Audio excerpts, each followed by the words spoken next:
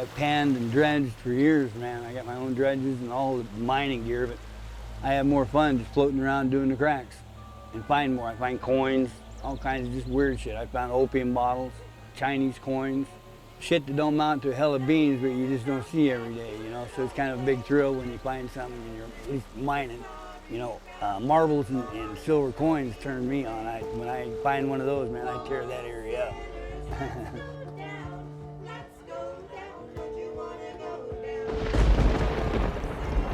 I think we just pissed off God. So, welcome to Colfax.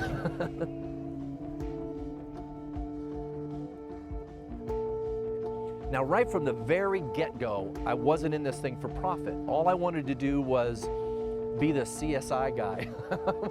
I wanted to figure out the truth and really where they all came from. I'm referring to my notes because it's been a while, although it was hilarious. Well, I've been a gold miner for about, I don't know, 20 years. I've been romping around up here on these hills mining. I wetsuit snipe all the rivers, you know, the tributaries that lead into the rivers for gold. I just wetsuit snorkel around and do crevicing. I was on the North Fork of the American River, which is right behind me here. And Herman and his buddy went down to the American River, the North Fork of the American River. And there's a place called Yankee Jim's Bridge. And it dates all the way back to the early 1800s.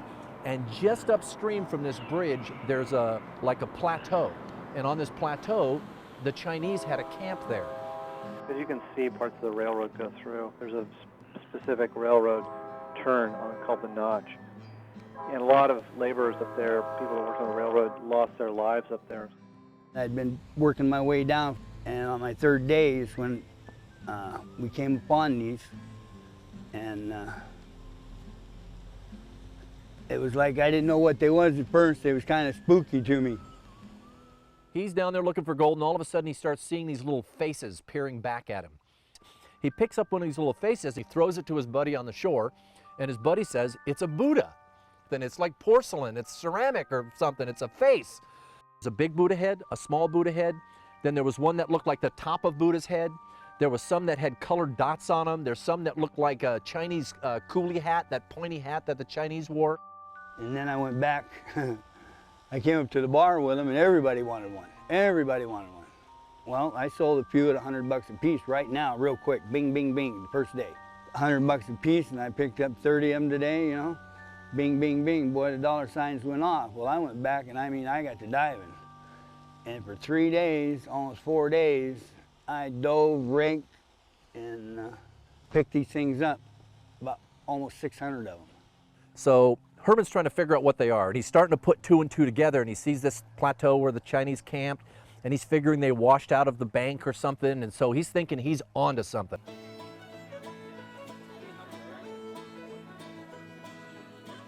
Oh, about the Buddha incident. Yeah, rumors are spreading like wildflowers. And, you know, after a fire, the wildflowers take off. But you never know where they come from. It's kind of like the Buddha thing. When they were first found, everybody was trying to keep it a secret. It was, you know, they thought they hit the jackpot. So he starts showing them all around Colfax. People in Colfax are starting to speculate, and they're starting to buy them off him. The Herman showed me sometime, brought me over some Buddha shells, and we were so excited when we saw that. And you want to know what's the history come up with it? So I took it to Jim Bowers. He had a business here in Colfax, and from there it just kind of took off.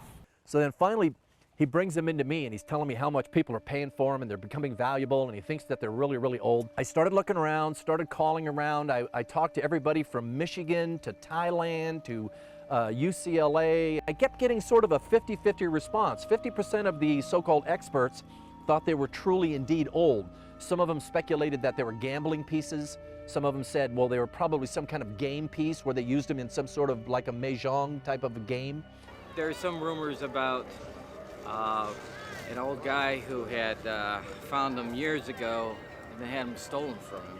And then they were planted, or like the guy who stole them had hidden them.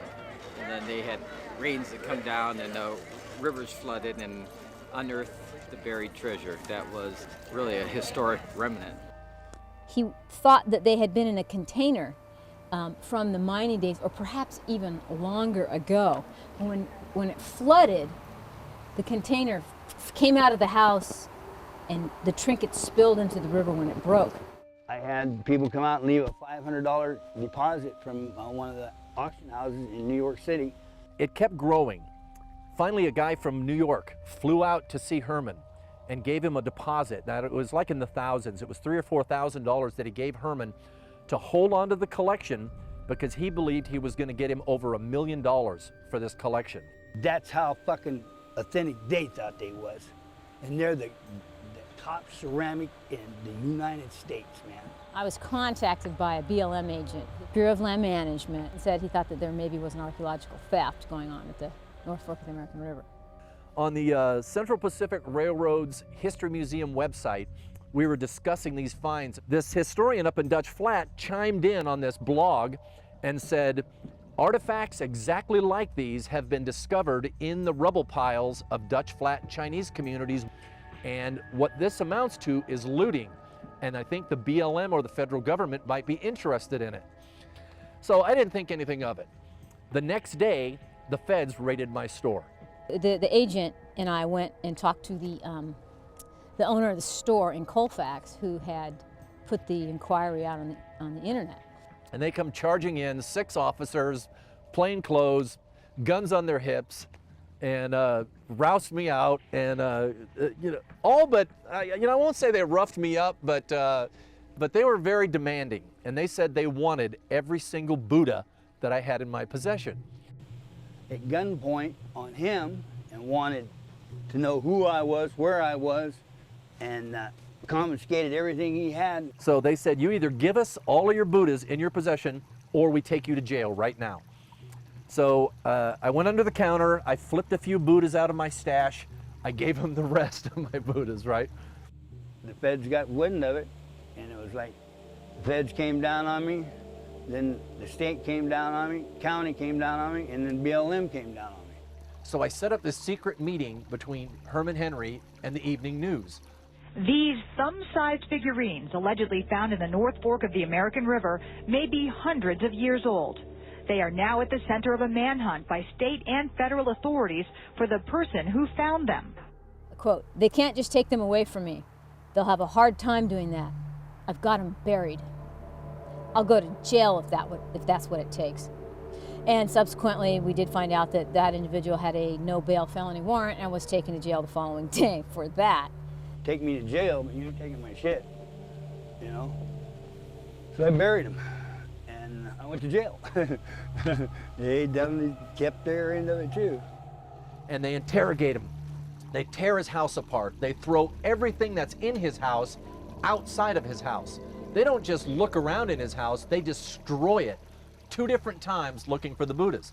I was in handcuffs. Donna Turner looked right in my face and told me, you didn't find these on no river, Mr. Henry. You robbed these from Dutch Flat out of graves. And I'm gonna prosecute you to the fullest, man. I told her, you done bumped your head, lady. I know what I found and where they was and everything else. I got it, I know. I mean, the feds were literally driving around Colfax just looking for anybody that was in possession of one of these little Buddha heads. Now, half of the town had one because he'd traded them for beer and cigarettes, and he'd sold them in the bars for $50 and whatever, So a lot of people had one of these little Buddha heads, but nobody was going to give one up. My lawyer told me it'd be a good thing, let him have some. I did. About 160 or so of them. And they go, well, this don't look like the 500 that you're supposed to found. I go, well, it's like a fish story. I only found this many. I took into evidence a small vinyl bag, maybe one that eyeliner would go in or other small pieces of personal items. I get this phone call, and it's a deputy sheriff. And the deputy sheriff is a friend of mine, and he says, I've got a tip for you. And he goes, a call came into the sheriff's office from Sierra College that somebody at Sierra College knows where these came from. So you need to call down there and find out who Casey O'Connor is. Eventually was contacted actually by one of my administrators on campus saying please give a call to Placer County Sheriff. So I get a hold of Casey and I said, Mr. O'Connor, there's these little artifacts that were found in the American River. Can you tell me anything about them? And he said, some little porcelain figurines. And I said, yeah. And I said, can you tell me exactly what all 8 of those artifacts were? And he said, well, yeah, there was a 2-inch Buddha head and a little tiny 1-inch one, and there was a seashell, and there was a blue cap and a green cap, and he described all 8 artifacts exactly. And I said, can you tell me exactly where these were put into the river? And he said, just upriver from the Yankee Gems Bridge on the North Fork of the American. And I said, all right. And now I'm starting to sweat because I'm thinking this guy knows what's going on here. And he said, I made them. And I said, you made them? And I said, do you still have the molds? And he said, they're in my garage. Come and look at them. And then, boy, when it was all come out, then 2 days later, bing, this guy had made these and was throwing them in the river for art projects, he says. And it was all over in a flash. I could not believe it, that this guy actually made all of these little tiny porcelain Buddhas. And he actually made them in pure porcelain that they used in the 1800s. He used a copper oxide enamel in that blue and green that they actually used in the 1800s. You know what I mean? Why's he got to make them that close? And it was all coincidental. I asked him why he used those materials, and he said, because it's really durable. And I wanted those Buddhas to last for hundreds of years in the river. What I thought would happen, tourists from out of the country and out of the area and little kids would come upon those little heads and just kind of, have a sense of wonder and kind of be really stoked at finding this little keepsake or, like a little memento of the river. Further investigation, we found that a professor at Sierra College had made these molds and put them in his kiln and fired them and took them down to his favorite swimming hole and dumped them in the river to spark intrigue. He said, guess he hadn't really thought it through. Oh, I think people like a good mystery. So, it's like reading a book. You get to the end, and it's a journey, not the destination that counts. And I think no one was hurt, and it was a good read along the way. Some people would say, it turned out to be kind of an embarrassment. But in an old town like this, where a lot of things are kind of mysterious, and we have the railroad that brings people from all over the world here, it was it kind of hyped up the town and the possibilities. It all coming full circle, because that's really what it did. It all came full circle. Because in the beginning it was just a treasure hunt, but in the end it was a lesson in human nature and life and people and greed and all of that. So it hit me hard. I don't know, every gold miner's kind of a treasure seeker, you know what I mean? You got to be to get out and bust your ass for nothing, because most of the time you don't make no money at it. It's like, I don't know, going to Reno, pulling in slots, every crack, you're hoping for the big one. It's just like cranking that handle, So the faster you open them cracks, the more chances you get. If you play cards long enough, I figure you're going to get a pat hand. And I figure if I gold mine long enough, pretty soon I'm going to get a big one, I thought this one was. Next year's coming around again. New year. Yeah, I thought that was my big one. It was for a minute.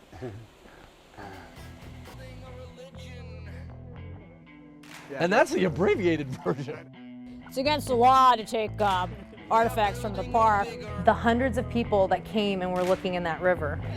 You mean they weren't real? Still have some. Yeah. Hey, get that off of there, meathead. Come on. Unlimited.